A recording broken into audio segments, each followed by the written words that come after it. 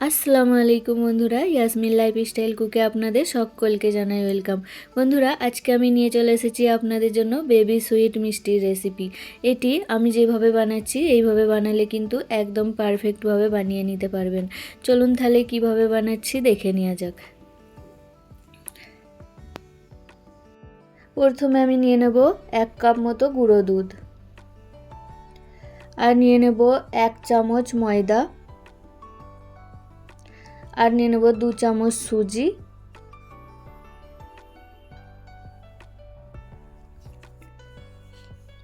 আর নেব ছোট চামচের 1 চামচ মতো ঘি দিয়ে এগুলোকে খুব ভালোভাবে ময়াম দিয়ে নেব। আমি যেভাবে ময়াম দিচ্ছি এইভাবে কিন্তু ময়ামটা দিয়ে নেবেন। আঙুলের সাহায্যে এভাবে করে ময়ামটা দিতে হবে। খুব ভালোভাবে মিশিয়ে নিতে হবে উপকরণগুলো ময়দা আর গুঁড়ো দুধের সাথে। দেখুন একটা ঝরঝরে ভাব চলে এসছে। এবারে আমি অল্প অল্প লিকুইড দুধ দিয়ে মেখে নেব। দেখুন ডোটা আমি মেখে নিয়েছি। ডোটা এরকম নরম করেই মেখে নিতে হবে, এরকম আঠালো টাইপের করেই মেখে নিতে হবে।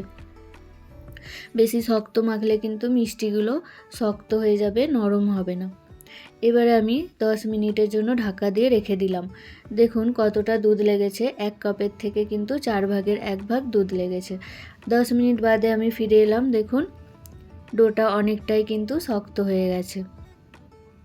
এবারে আমি একটা ছোট চামচ নিয়েছি, চামচের সাহায্যে আমি ডো থেকে লেচি কেটে নেব। এবার মিষ্টিগুলোকে গোল করব। আমি হাতে একটু ঘি লাগিয়ে নিয়েছিলাম, হাতে একটু ঘি লাগিয়ে তারপরে মিষ্টিগুলো এভাবে গোল করে নেবেন। আর চামচটা এই জন্যই ব্যবহার করছি কারণ সবগুলো মিষ্টি একই সাইজের হবে। দেখুন কত সুন্দর হয়েছে। এইভাবে করে একটু চেপে চেপে মিষ্টিগুলো গোল করে নেবেন। দেখুন সবগুলো মিষ্টি কিন্তু আমার রেডি হয়ে গেছে।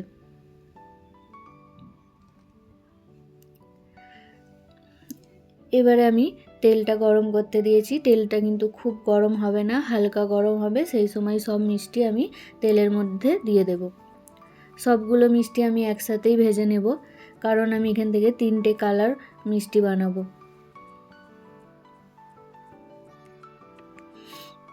এইভাবে করে আস্তে আস্তে নেড়ে দেব। আর গ্যাসের ফ্লেমটা কিন্তু লোতে করেই ভেজে নেবেন মিষ্টিগুলো, না হলে মিষ্টির উপরগুলো পুড়ে যাবে, ভিতর থেকে কুক হবে না।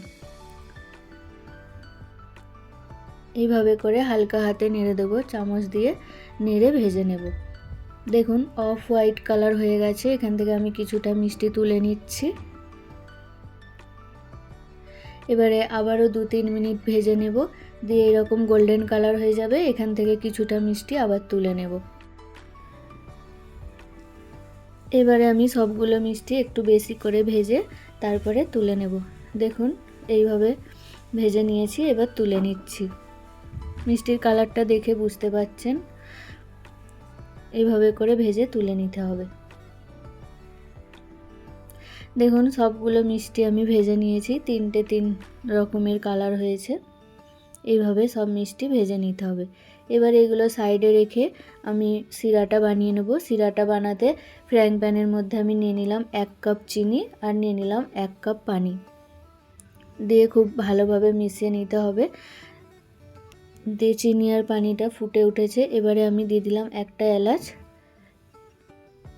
দেখুন ফুটে গেছে। এবার আমি মিষ্টিগুলো দিয়ে দিচ্ছি। মিষ্টিগুলো শিরার মধ্যে দিয়ে 5 মিনিট মতো ফুটিয়ে নিতে হবে। 5 মিনিট ফুটিয়ে নিয়ে চাপা দিয়ে রেখে দেবো 3 থেকে 4 ঘন্টার জন্য। দেখুন আমি 3 ঘন্টা বাদে ফিরে এসেছি। দেখুন মিষ্টিগুলো একদম রসে টইটুম্বর হয়ে গেছে, একদম সফট হয়েছে মিষ্টিগুলো। কিন্তু এইভাবে করে আপনারাও কিন্তু বাড়িতে খুবই সহজেই বানিয়ে নিতে পারবেন। অবশ্যই একবার ট্রাই করবেন। বন্ধুরা আমার রেসিপি কেমন লাগলো অবশ্যই কমেন্টে জানাবেন। চ্যানেলটি সাবস্ক্রাইব করে পাশে থাকবেন নতুন নতুন রেসিপি দেখার জন্য। আজকের মতো বিদায় নিচ্ছি। আল্লাহ।